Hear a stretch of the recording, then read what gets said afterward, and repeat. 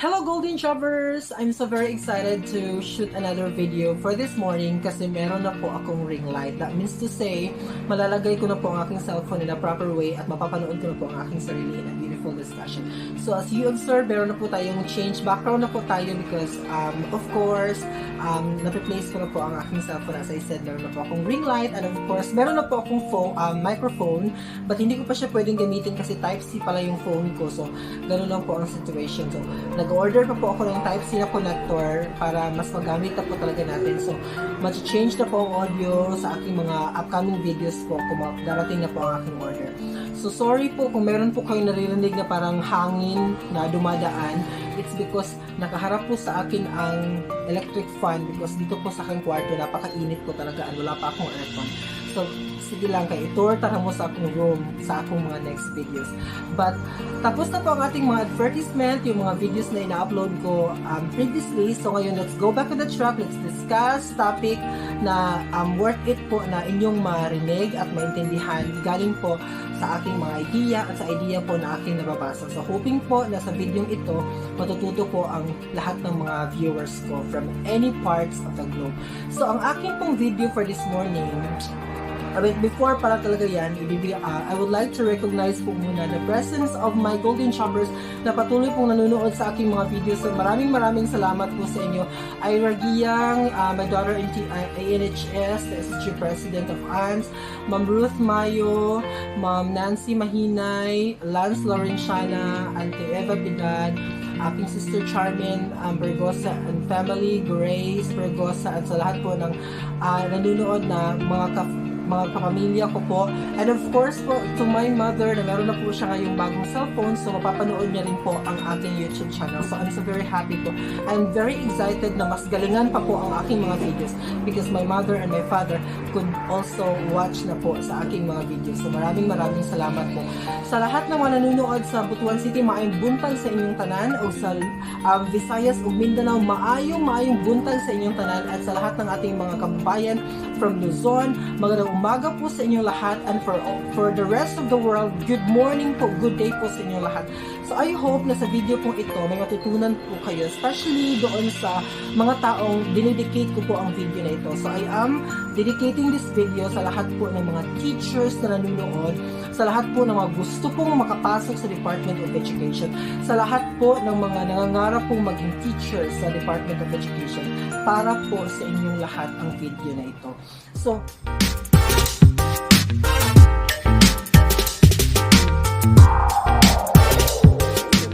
the journey of a teacher, paano siya naging teacher, at paano siya nakapasok sa tinatawag nating London Bridge is falling down. Are you excited to know kung ano yung kailangan yung maintindihan with that particular line? So, panoorin nyo po ang entire video na ito para mas lalo nyo pong maintindihan ang value kung paano po natin isi-save ang ating money. So, ang title po ng aking video or ng vlog na ito is Teacher's Loan Diary, My Tips to Newly Hired Teachers on Salary Matters. So, very exciting po ang topic. So, dapat po tapusin nyo po at i-share nyo po ang ang videos na ito sa inyong makakilala ng mga teachers at gusto mong maging teachers. Panoorin nyo po ang video na ito at may matututunan po kayo, I'm sure. So, let's narrate first kung paano ba nakarating ang isang teacher sa kanyang status. At first po, nag-aral po siya ng 4 years, whether ang kurso niya po ay education or Bachelor of Arts or Bachelor of Science. Kumuha po siya ng TCP, that is 1 year, para makatake po siya ng exam. So, right after po nang nakagraduate sa teacher ng 4 years at nakapagtapos po ng TCP, yung BS at saka AB graduate, ngayon po, nag-take po sila ng examination. That is the Licensure Examination for Teacher or the LET. Now, after po nag-take ni teacher, pumasok po siya sa licensure exam. So, naging LPT na po si teacher, which means qualified na po siya mag-apply sa Department of Education. So, nag-submit po siya ng mga requirements, then right after po, napasok po siya sa RQA. By the way, kung sabihin natin pasok ka sa RQA, meaning nakaabot ka ng 70%. Okay? Doon sa mga documents na yung mga sinubmit, including doon sa interview at saka sa demonstration and English proficiency test na kailangan mong tapusin or pagdaanan. So, nung nakapasok na si teacher ngayon sa Department of Education, okay, first day of duty niya, for example, June of the opening, ngayon, start na ng duty ni teacher. But, the very usual thing na nangyayari is, nagsa-start din po, kaakibat nung pagpasok ni teacher sa school is nagsa-start din po yung journey niya sa tinatawag natin London Bridge is falling down. So nagsisimula po ang story ni teacher sa pagiging isang loan or pag-open ng account for loans or for different loans. Okay, so ano nga ba ang mga reasons or bakit nga ba naisip ni teacher na mag-loan? That's a big question mark. Bakit nga, no, why? Na nagkaroon ng tendency si teacher na mag-loan for a period of time na nagsiserve siya sa isang school. Okay? Kasi usually, based on experience, mga 2 to 3 months kasi pwede ka na mag-apply for loan. Yung mga teachers, yung mga newly hired teachers, they could immediately avail.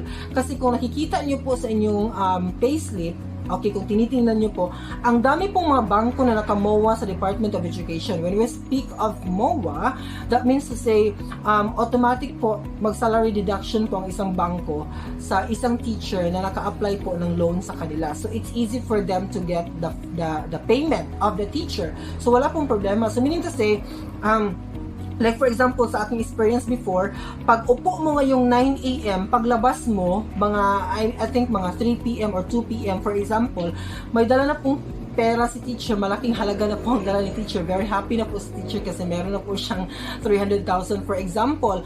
But happy ka ngayon, pero in the years to come, what will happen to you? Yan ang ating i-evaluate ngayon. So, but ngayon po, sa bagong process, okay, kailangan na pong evaluate sa division office ang application na loan ng isang teacher. So, it runs mga 2 to 3 days na po before ma-release ang money ni teacher. But before talaga sa amin, 1 day lang po, automatic meron ka ng pera. So, mas madali for the teacher or mas mapupush talaga si teacher na mag-loan. Okay. Ano ang mga dahilan kung bakit si teacher ay si teacher ay napupush na or may tendency si teacher na mag-loan? The first one is, it could be na before nakatapos si teacher, nakautang ang parents niya sa kanyang pang-tuition and other school needs. O, pwedeng ganun ang tendency. Okay, bago ka nakapagtapos, dahil mahirap lang sila, nagkautang-utang yung parents niya. So, nang makapasok sa Department of Education, the main goal is makabayad ng utang. Okay, so, of course, kailangan mag-loan ni teacher. But kung hindi nyo po ito buhay, huwag po kayong mag-loan. Okay? Second, it could be na may kailangang ipagamot si teacher na member ng family na malubha po ang kalagayan. So, pwede pong ganun ang situation. Before na-hire si teacher, naging, for example, mother, father, or whoever members po ng family, nag-bedridden na po siya or mahirap na po ang situation, may malubhang sakit, so kailangan pong ipagamot ng teacher. So, maglo-loan po si teacher. Third, pwede rin na gustong ipaayos ni teacher ang kanilang bahay. May mga situation na sobrang hirap noon at gusto niyang mabago ngayon. Or baka naman, gustong kumuha ni teacher ng housing for comfortable home. Kasi noon napakapangit ng buhay nila, bahay nila, napaka-difficult ng kanilang situation, hindi sila comfortable. Ngayon na nakapasok na siya sa DepEd, isa sa mga goal is pwedeng ipaayos ang bahay or pwede ring magkuha ng housing sa teacher. So monthly payment na naman yan, that's additional expenses kang teacher right after ma-file niya ang application or mag-loan. It's either way. Okay, number 4.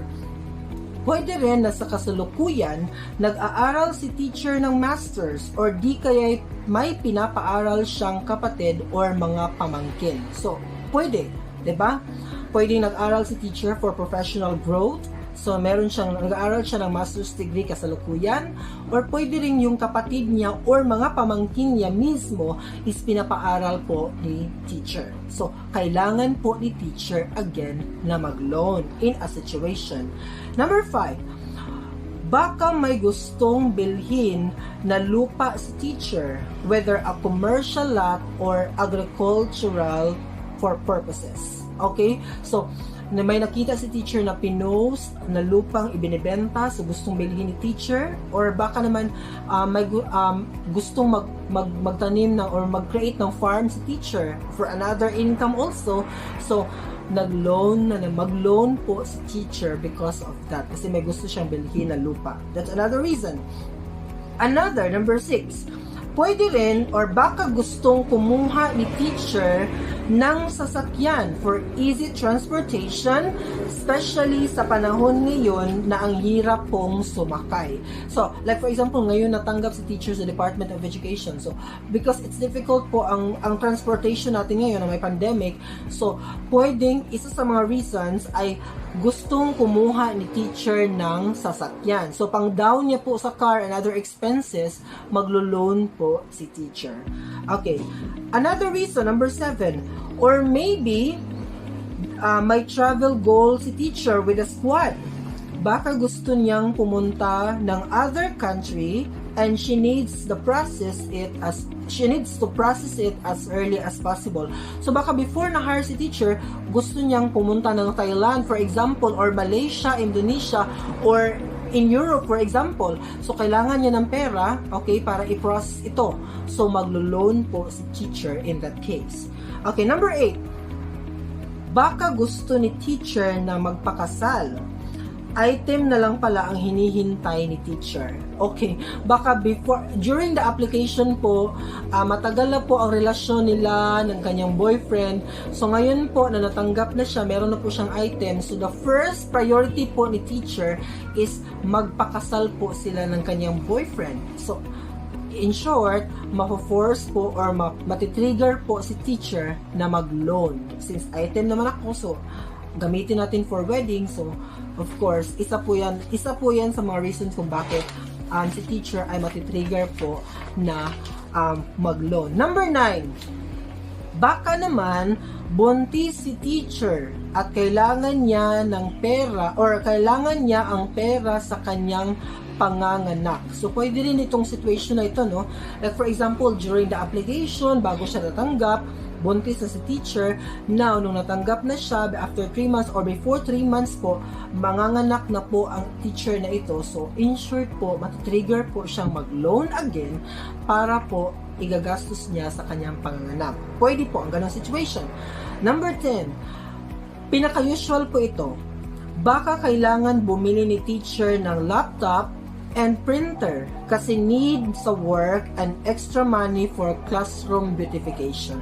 Kasi kung bago ka pa sa Department of Education or bago ka pa sa teaching force, you really need to have these things, no? Kailangan meron ka talagang laptop for computation of grades and other instructional materials na masasave mo doon sa iyong laptop. So, that is why si teacher mapo-force ngayon na bumili ng or maglo-loan because kailangan niya ng pambili ng laptop and printer for other documents. For documents na kailangan i-submit, okay, as requirements sa kanyang trabaho. And aside from that, kailangan niya i-beautify ang kanyang classroom. Walang pera si teacher. So, kailangan niya pong mag-loan para dyan. Okay, next. Number 11. Pwede rin na about sa salary. Usually, teacher receives the salary after 3 months in the service. Ito po ang usual na nangyayari. Or other division nga, I heard, more than 3 months talaga yung waiting time nila. Simple lamang ang mga ito, but if wala talagang pamasahe si teacher and nasa far-flung areas po siya, kailangan po talaga niyang mag-loan. Lisod po, dili siya maka-duty because wala siyang pamasahe. Okay? And, the 3 months waiting time, like for example, sa aking experience, 2016, 3 months po talaga ang hinintay namin. So, with that span of time, kung hindi ka maglo-loan, ano ang gagamitin mo for transportation and for other needs, for other basic needs, no? for survival. So si teacher, mafo-force po siyang mag-loan. So iyan po ang mga dahilan kung bakit si teacher po ay mafo-force na mag-loan. So kung wala po sa inyo ang mga bagay na nabanggit ko or mga situation sa buhay na nabanggit ko, wag po kayong mag-loan. Yan po ang gusto kong sabihin. Kasi pag nagsa-start na kasi po ang loan journey ng isang teacher, hindi na po siya pwedeng matigil. Pakita ko sa inyo ngayon ang illustration kung ano ang pwedeng mangyari sa inyong pera, the projection of your salary.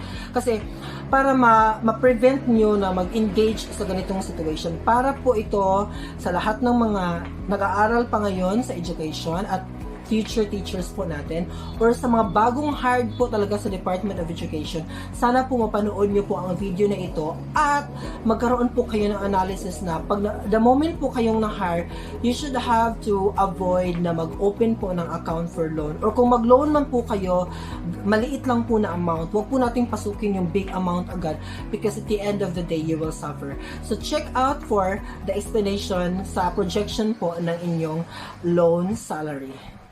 Hello Golden Shoppers! Welcome back to my channel. It's Sir Jog TV. So, i-discuss ko sa inyo ngayon yung illustration because previously, dinetalye ko po ang buhay ng isang teacher, paano siya makapasok sa Department of Education. Now, this time, I'll give you an illustration based po sa projection ng inyong salary. Okay? So, makikita nyo on the board, isinulat ko na po dito sa board yung mga possible po na loan na pwede pong pasukin ni teacher sa pagpasok niya po mismo sa Department of Education. So this is not accurate. This is the maximum computation kung ano ang pwedeng mangyari kung ikaw ay nagsa-start na mag-loan as a newly hired teacher ng Department of Education. So here we go. So the example salary is 24,000 po sa isang teacher 1. So nilagay ko dito is the example lang po ito ha. This is not accurate. So 24,000 po, example na salary po ng teacher 1. Now, dahil si teacher 1 po, nabanggit ko po sa inyo ang mga situation kanina, kung ano po ang posibleng mga situation, bakit po natitrigger si teacher na mag-loan. So now, eto po ang pwedeng mangyaring teacher. Kasi usually po, ang isang teacher is ang pinakaunang loan po ni teacher, especially pag malaki po ang project niya sa kanilang bahay, is 300,000 po talaga ang first na niloloan ni teacher. Okay, that's the first time. So, ang 300,000 na po na loan na yan, meron po siyang deduction na 10,000 po. This is not accurate, mga nasa 9,500 lang po yan talaga. Pero nilagay na lang natin 10,000 yung first monthly deduction po ni teacher. But aside from the monthly deduction sa loan ni teacher, meron din po siyang mga deductions from Pag-ibig, PhilHealth, and the GSIS, which is Pag-ibig 100, PhilHealth 339, and GSIS meron pong 2,034 po nakaltas po sa kanyang salary. So in short po, kung nag-loan po si teacher ng 300,000 on the first 3 months po ng kanyang service sa DepEd, meron po siyang 12,473 na deduction po, monthly deduction po ito sa kanyang salary. So, 12,473. Now, what if si teacher, okay, kasi the usual po na nangyayari, bank to bank po yung situation, meaning to say, nag-loan si teacher sa bank number 1, but another bank na naman po, the next 3 months, nag-loan na naman po siya from another bank kasi pwede pong mangyari na meron ka pong bank 1 at saka bank 2 na nilulunan. So, ang nangyayari po, si teacher, example po natin, nag-loan po siya sa another bank, okay, ng 100,000. So, bank 2 na po ito ha, I'm talking. So, ang monthly deduction po ni teacher sa kanyang bank number 2 ay 3,200. So, tingnan natin ang computation later kung paano siya na-derive. Okay.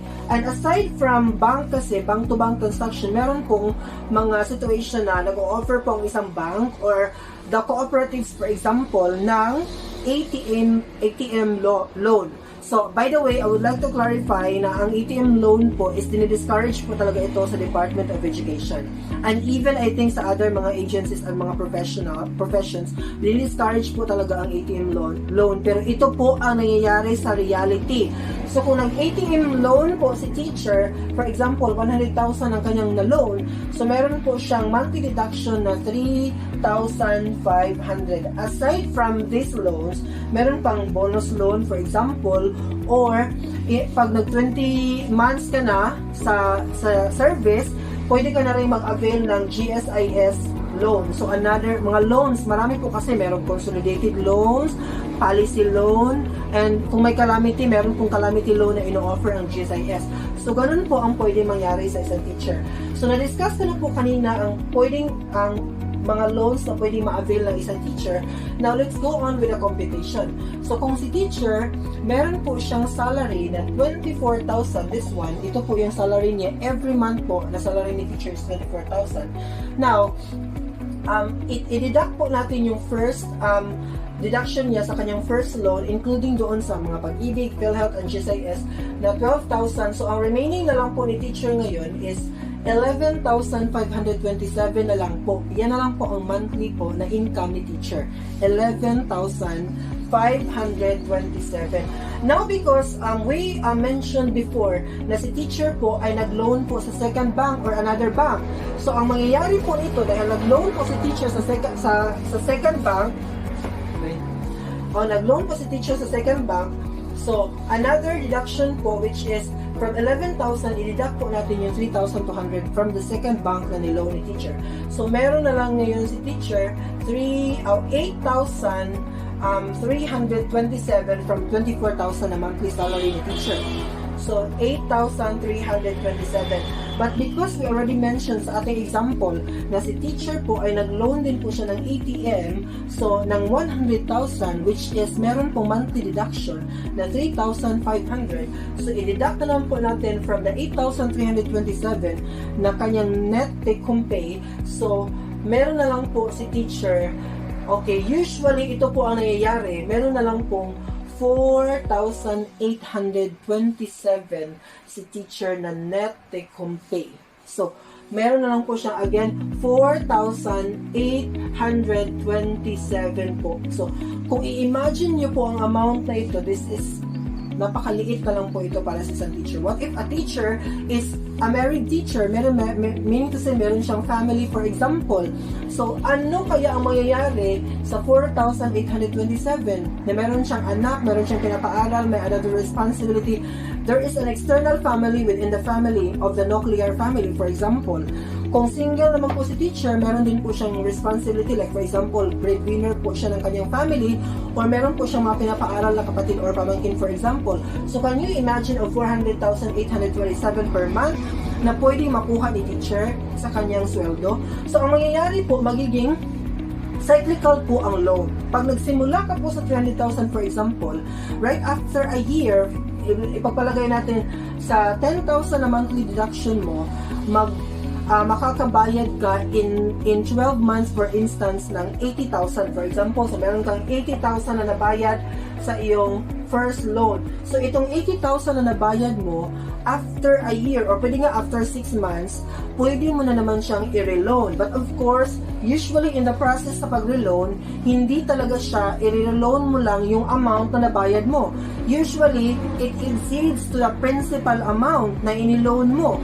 So, ibig sabihin, from the 300,000 na una mong principal on your first loan, sa iyong pag-renew sa loan, pwede mong idagdagan. So, usually, mangyayari magiging 400,000 na po ang iyong principal. So, take a look. Until such time na mabawasan, but ngayon, binabawalan na po ng Department of Education na mag-exceed po tayo. May mga banks na nag-delimit po sila sa 5,000 as the flooring po na net take home pay ng isang teacher. Meron din po nag-a-allow ng 4,000. Pwede ka pang mag-loan. So, itong 827 na exceed sa iyong net take home pay, pwede mo pa itong i-loan para umangat po yung principal mo. So, nagiging cyclical po siya. Hanggang si teacher ay hindi na po nakaangat. Because until the retirement, di ba merong mga instances na dapat si teacher magre-retire na siya for this year. Pero, naningkamot pag ito si teacher o exceed. Ni-proceed pag siya another year, ni-add pa siya another year. Why? Because kulang pa. Kung mo-retire siya karon, ang iyang madala or madawat, okay, as benefits, gamay ra kaayo because i-deduct man to siya.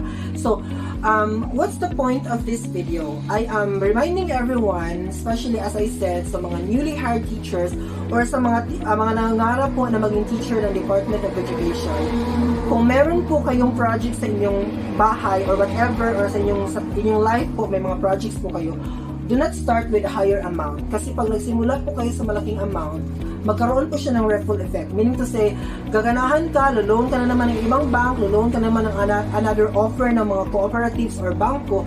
So in short po, ang mangyayari sa isang teacher, malululong po siya sa loan until such time na sa kanyang retirement time. So ano po ang dapat nating i-remember? So pag nasa Department of Education na po kayo, remember niyo po ang formula na ito, which natutunan ko rin po sa aking journey sa life na ito in the Department of Education, that I would like to share para po sa lahat ng mga gustong pumasok sa DepEd, ma-prevent po ninyo ang pag-loan. So the formula po is, in order for you to manage your money is income, yun ang sinasabi ko, the income is 24,000 po in a month. So, ang income po, dapat you have to deduct that one or minus savings po siya. So, income minus savings equals expenses. So, before po kayo magkaroon ng expenses or gumastos po sa inyong salary for a month, it should be nakakuha na po kayo ng amount for your savings na pwede mo pong magamit in future or mag-create po ng business. Because once you start a business, by means of getting a loan in a bank, medyo tagilid po ang situation natin. What if hindi nag-succeed ang business na yan? So, you will have to get another loan na naman.